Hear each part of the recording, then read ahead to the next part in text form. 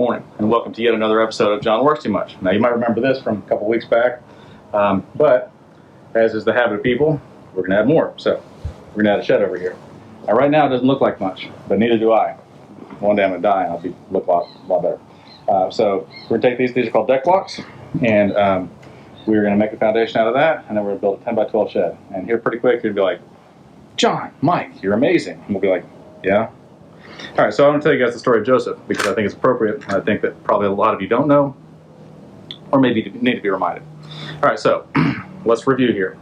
Abraham was named Abram. He was the first Hebrew, okay? Abraham had a son named Isaac. Isaac had a son named Jacob. Jacob later changed his name to Israel. Israel had 12 sons. Those became the 12 tribes of Israel. Pause. His youngest son was Joseph, okay? Joseph, when he was young, started having these dreams that the sun and the moon and 12 stars would bow down to him. And his family's all like, yeah, I think you mean mom and dad and us brothers. We're not bowing down to you ever, little kid. Like, shut up, shut your stupid mouth. But he was his dad's favorite. And so, there's the coat of the many colors. I'm sure you've heard about that. So time passes. The brothers get very jealous because he keeps on with this talk. And they're like, you shut your stupid mouth. You're not the boss of us. You're not a real dad. And then they're like, we're going to kill him. So they take him off, and he's like watching the sheep or whatever, and then he's going to kill him. Or they're going to kill him. And then one of the brothers like, maybe not kill him. Maybe we just like put him in a well for a little bit. So they put him down in a well, and while they're waiting to kill him, some slave traders come by on their way to Egypt. And the brother that kind of cares about his brother is like, maybe we just sell him into slavery, and then we pretend like he died. And the other brother's like, we could take the money. So they take his coat with many colors, and they cut it up, and they cover it in blood from an animal. And they sell their brother off to slavery, at which point he goes to Egypt. This was a long time ago, in case you didn't know that. All right, so then they bring the coat back home to the dad and to Israel, and they say, hey, Joseph's dead. Sorry, tough luck. We don't know what happened, but we found this, so, sorry. He's very distraught, cries a lot, mourns a lot. In the meantime, Joseph becomes a slave. Does this seem right to you? That his own brothers, sold him into slavery because he was telling the truth? Because this is what happened. So then he gets sold into slavery. He ends up being a slave to this guy named Potiphar. Potiphar is like, Joseph's a good dude. He raises him up. He's second in command in Potiphar's house, right? Because he just does really, really well. Like Potiphar's up there, and then right under him is a slave Joseph, because this dude takes care of business. So he's very responsible with his master's things.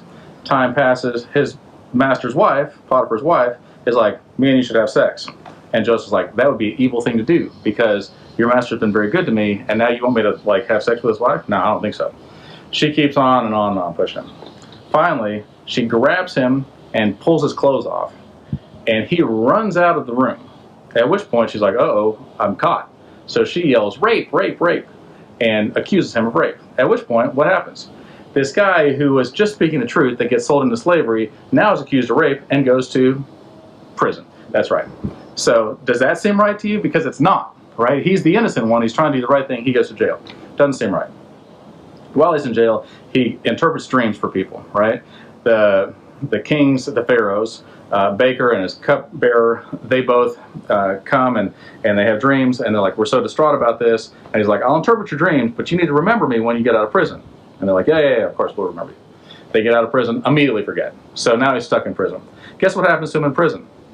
He becomes second in command. He's like a trustee, because they're like, he's not doing anything bad. He's a real good dude. He's responsible with everything. We're going to make him second in command. So they raise him right up. Like, there's the prison guards, the warden or whatever, and then there's Joseph right underneath him. And you're like, what are the odds of that? Time passes. Pharaoh starts having these bad dreams, real bad dreams. He goes to all of his sorcerers and magicians and whatever. He says, I got these dreams. I want you to interpret them. They're like, absolutely. Tell us the dreams. He goes, nah, I don't think so. If you're so smart, and if you really do have a connection to the spiritual world, you tell me my dreams and then you interpret them. They're like, sir, no man can do that. He goes, I figured you were a bunch of liars. I'll tell you what, if you don't have me an answer by Friday, I'm killing all of you. And they're like, ooh, we got to find out some trickery here. Anyway, they're scrambling. And the cupbearer and the baker are like, hey, Pharaoh, we were in jail. Remember that? And he's like, yeah, I remember. With this guy named Joseph, and he can interpret dreams. He's like, bring him in here. So they get him out of jail, they bring him up to Pharaoh. And then Pharaoh says, I need you to interpret this dream. Joseph goes, okay. I'll pray about it. And he goes, but I'm not going to tell you what the dream is. He goes, that makes it harder. I'll pray about it. And so he does. And then he comes back to Pharaoh and he goes, all right, God showed me what your dream was. You had a dream that there was 7 starving cows, and they ate up 7 well-fed fat cows. And he goes, I did have that dream. It was very disturbing. He goes, hold on. You had a dream that there was 7 like very tattered up, thin sheaves of wheat, and they ate up 10 very healthy sheaves of wheat. He goes, yeah, that's my dreams. And he goes, what does it mean? He goes, let me tell you what this means. This means we're going to have 7 good years filled with plenty. And then you know what's going to happen? 7 of the worst years in history. Famine everywhere. And he goes, well, what should we do? He says, here's what we should do. Here's what you should do. We should save everything up and like farm like crazy for the next 7 years and build silos and like store up food that will last us for 7 years of bad times. And he's like, you're second in command. So now all of a sudden he's second in command to Pharaoh, right? This is before there's any like world powers, superpowers. And so they do that, and Joseph like applies himself to the task. He's like, I'm going to work hard. We're going to save these people because I don't want them to die. And so 7 years of plenty happen. They store up all this food. 7 years of famine happen. The entire known world at the time is like, we ain't got no food. But then they hear rumors. You know who has food? Egypt has food. And so they sell literally everything just to get food. At which point, Egypt becomes the first superpower, right? That's when the pyramids and everything, well, later, but that leads up to the pyramids getting built. So then everybody's relying on Egypt, and Joseph's family, his dad and his brothers, come and they're like, hey, we need some food. And they don't recognize him because, you know, he looks like an Egyptian now. And then he ends up giving them clues and whatever, and he has mercy on them.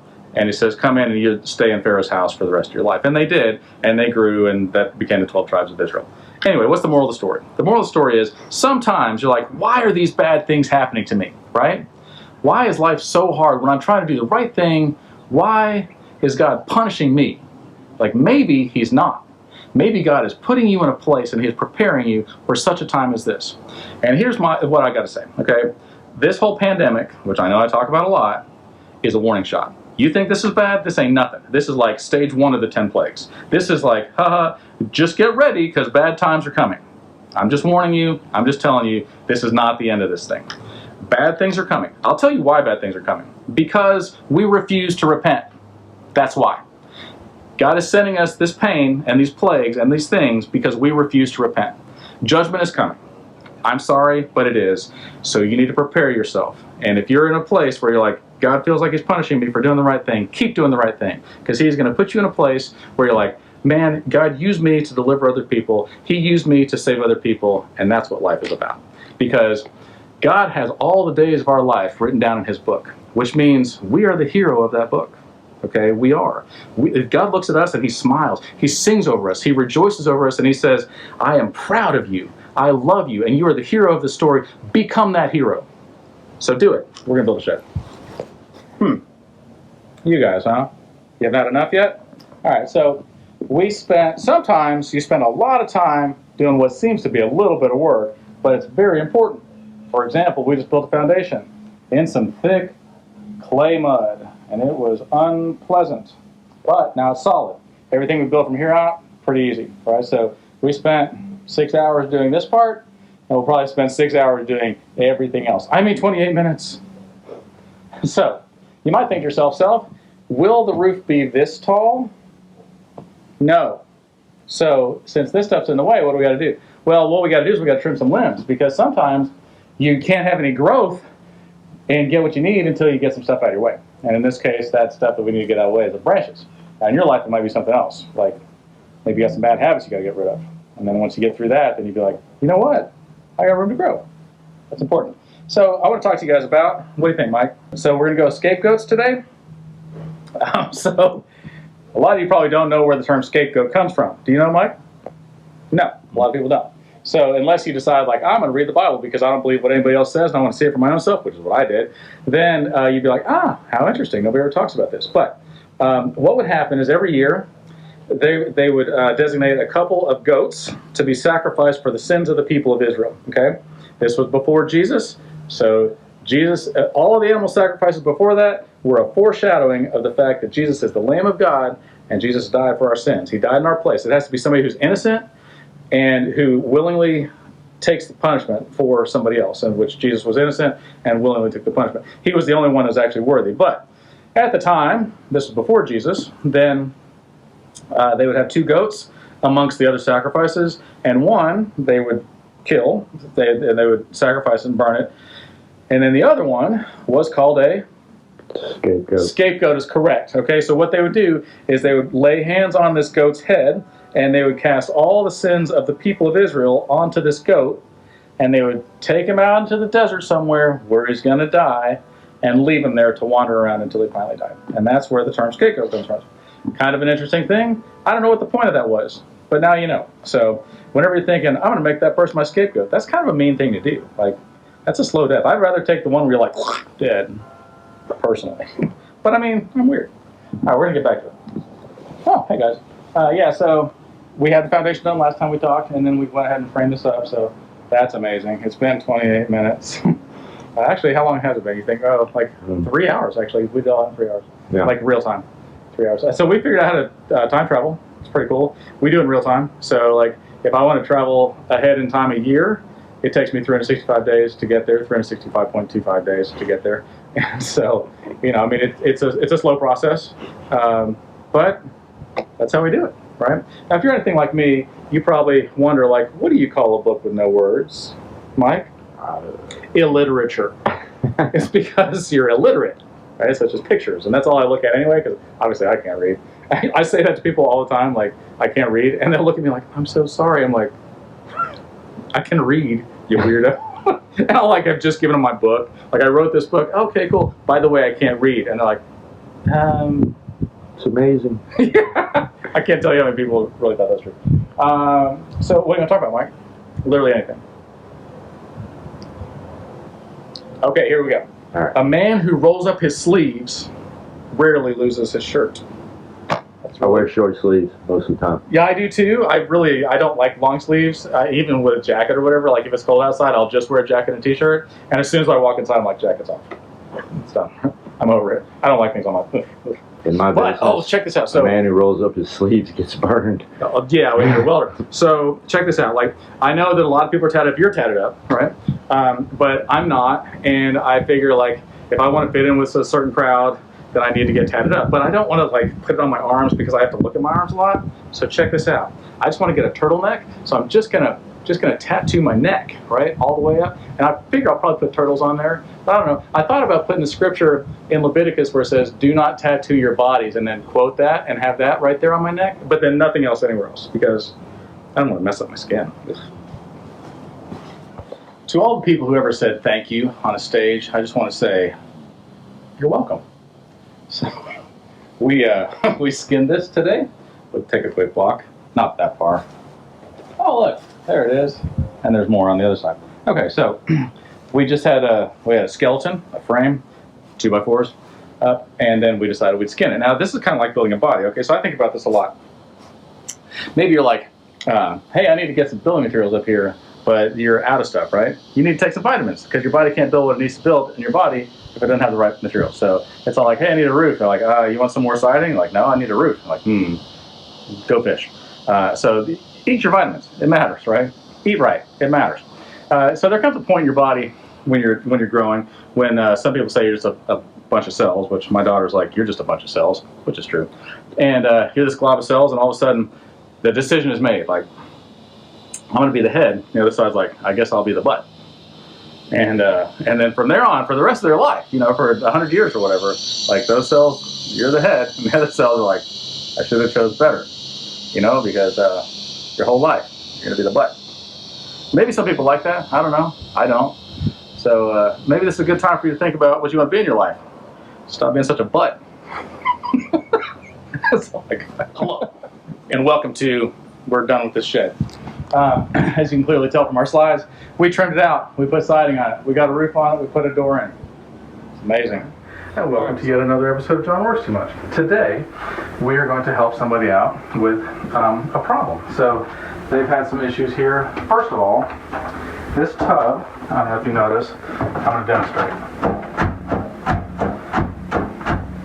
It's cool if you want to go surfing, less cool if you don't want your bathtub to rock. So we're going to fix that.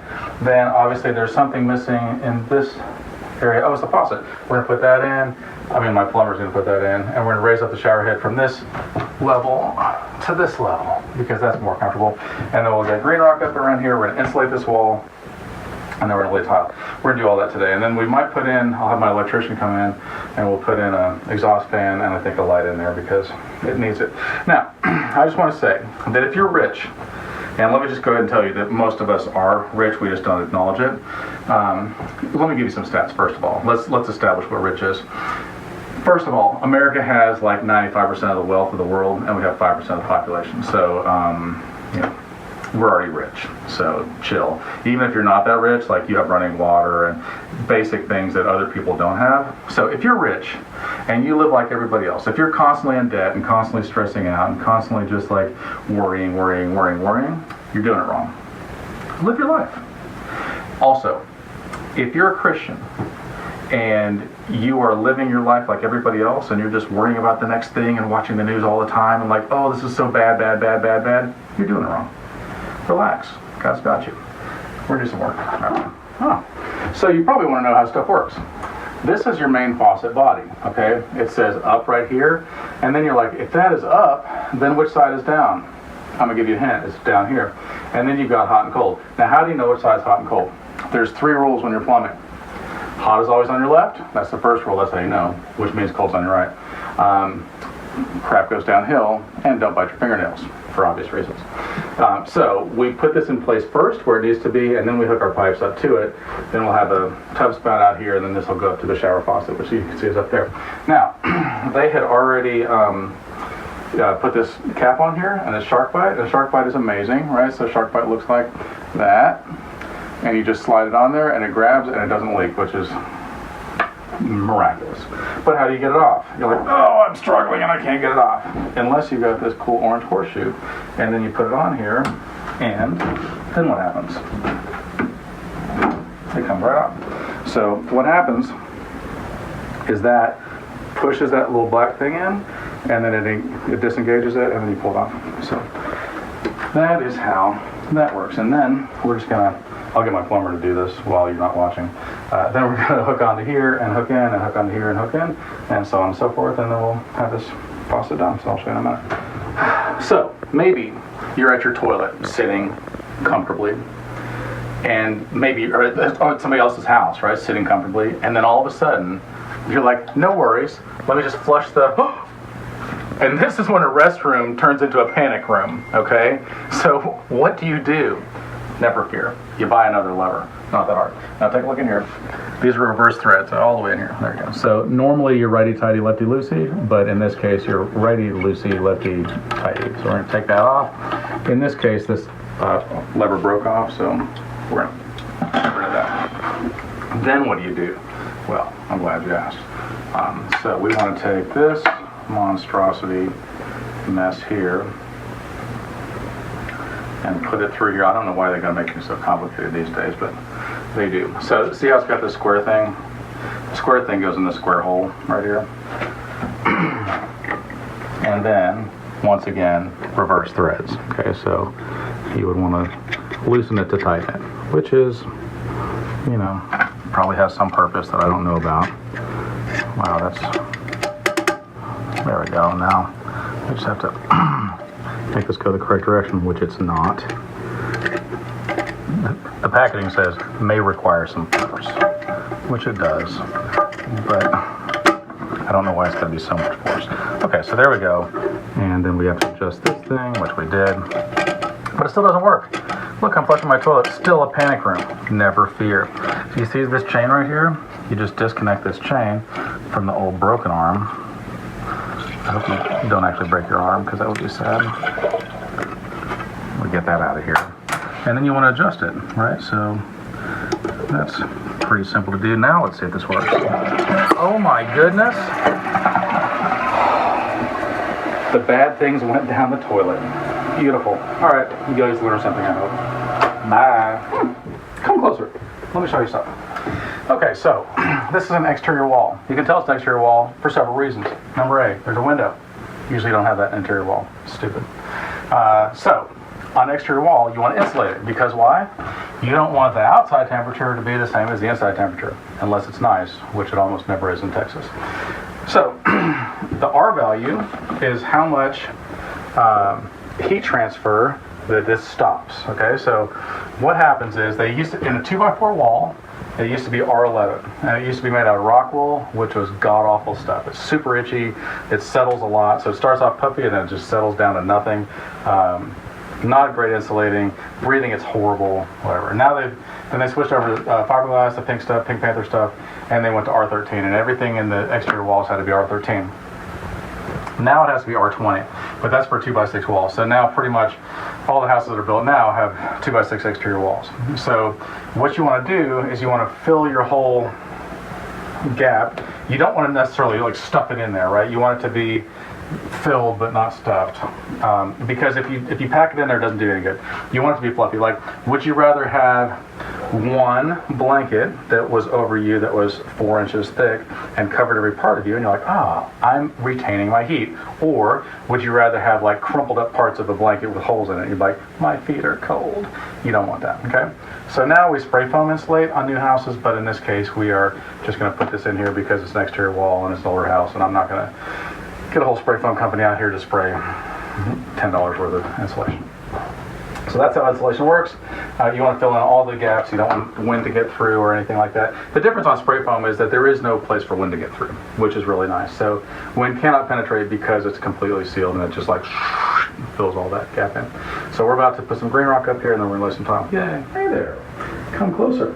So today we put in a new faucet and a new shower head, and we raised that up because you remember it was like at this level where you have to do this number, and sometimes people don't enjoy that. I don't enjoy that. And then we've got a tub stub out for the tub, and we'll do that tomorrow. I'll show you how to do that. We get a saw or something. I'll have my plumber do it. We did all the green rock, and we got all this tile laid, and we also got this light in here. So let's just take a look. Oh, it works! Amazing. And it's vented out to the outside roof. Now, I know what you guys are thinking. You're probably thinking, God does an awful lot for me, but I never say thank you. That's not nice. That's not a nice thing to do. You know, 1 out of 10 lepers came back and said thank you. So here's what happened. 10 lepers were coming along, and they cried out to Jesus, please help us, please help us, please help us. He said, go wash yourself in the river. And they did. And then they noticed we're healed of our leprosy on our way over to get clean. And 9 of them just left and never said thank you. And 1 came back and said, Jesus, thank you so much. Thank you so much. You've changed my life. And, you know, it was like, you're welcome. But he looked at the crowd and said, weren't there 10 lepers that got healed? Don't be that guy. I understand that 90% of you will not go back and say thank you, but do it. Like, if God has done something amazing for you, say thank you to him. And say thank you publicly. Like, come to the crowd and be like, he just healed me. Because it matters. It's an inspiration for other people. It's good for your heart, too. Because when you say thank you and when you have an attitude of gratefulness, it heals inside you. All right? So tomorrow we're going to grab this, we'll caulk all the stuff, trim it all out, make it look pretty. We're also going to have my electrician work on putting the exhaust fan in over there and a couple other lights because he's really amazing. I wouldn't go anywhere without him. Have a good night. So maybe you're thinking to yourself, so how do I solder this pipe? Because you have to, right? So the answer is you get this male adapter and you got to put that on there. I've already measured this and cut it, but you want it to be able to fit on there and have some room to thread, which we do right now. So first you want to get this clean with a wire brush, which I already did that too. And then you want to get flux on there, okay? Flux is very important and also delicious. I highly recommend you not eating it. So you put flux on. So this is before there was PEX, before there was Shark Bite, there was copper, and we had to solder every one. I mean, my plumber had to solder every one of these pipes like this, and it was a real hassle. And I burned down a few houses. Most of them were on accident. Anyway, you put flux on there, then you put your fitting on there. Then get your solder ready, like this. And then you apply fire. Yellow MAP gas is the best. Propane is cooler, doesn't work as good. You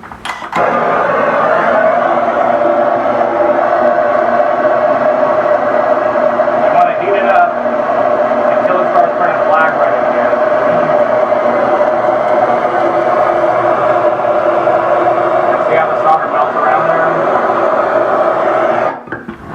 So then it fills this whole void in here like that. We're gonna cool this off because see how it's smoking because it's hot because of the fire. So we're gonna.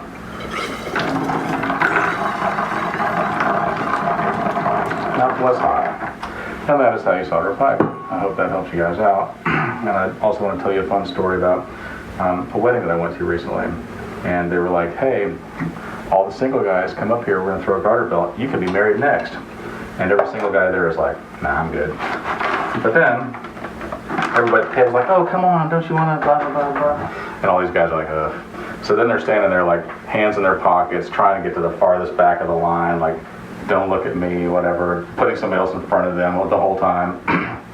And finally it comes down to it, and they like sling the garter, and it comes towards this one guy, and he bats it away with his hand, and it's another guy, and he bats it away, and it lands on the ground, and everybody just leaves it and walks away. And that's the current state of our country. Have a wonderful day. Hey, we got all the grout in. Kind of closer, I'll show you. All the grout is now in. It's magnificent. Then we sponged it off. We used a special grout saw. We cut it very precisely and put it in place. We put this trim around the edge. It still needs to be painted, so don't judge. We got in soap dishes. We got in shower faucet and everything, which is magnificent. And then it's important that you silicone your corners. So everywhere there's a 90-degree corner angle, you come in and silicone all that, because eventually that grout will crack. It probably won't take that long, but the silicone like holds it together so that you don't get water penetration and then you're right in the same boat that you were in before. All right, so a lot of people talk about chasing their dreams. I hear this all the time. Chase your dreams. And then they even imply, like, it says so in the Bible. So I'm like, I don't know if it says that in the Bible. So I looked it up the other day. It doesn't. It doesn't say anything about chasing your dreams in the Bible. It says to be content with what you have. It says if you're rich or if you're poor, to learn contentment. Whatever that you need, that God provides your daily bread. It's not all about like, I have my entire life planned out. Life is an adventure. And so it's important that we don't get caught up in that lie, that if we're chasing our dreams that we're happy, and if we're not chasing our dreams, like we're missing out on something or whatever. Because oftentimes we miss what's right in front of us because we're searching for something else constantly. Like no matter where we get, no matter how much we achieve, we're still like, but there's more, there's more, there's more, there's more. And that's just really, that's greed is what that is. Instead of just appreciating what's right in front of you and going, this is beautiful for what it is. You look at a dog's happy, right? They're just like, oh, I love this thing. Oh, I love this thing. No matter what it is, they love it. They're happy and they're running around. We need to be more like dogs and less like cats, because they're like, they push things off the edge and watch them fall and break, and then they complain about it. You're not a cat, you're a dog. Anyway, this one is done. We've still got a little bit of stuff to do. We did this light exhaust fan. We vented it out. We did the thing on the other side as well. And then we got this trim up. We're going to do some lights. I mean, my electrician's going to do some lights. And then we'll be done with this one. So hope you guys have a wonderful day, or else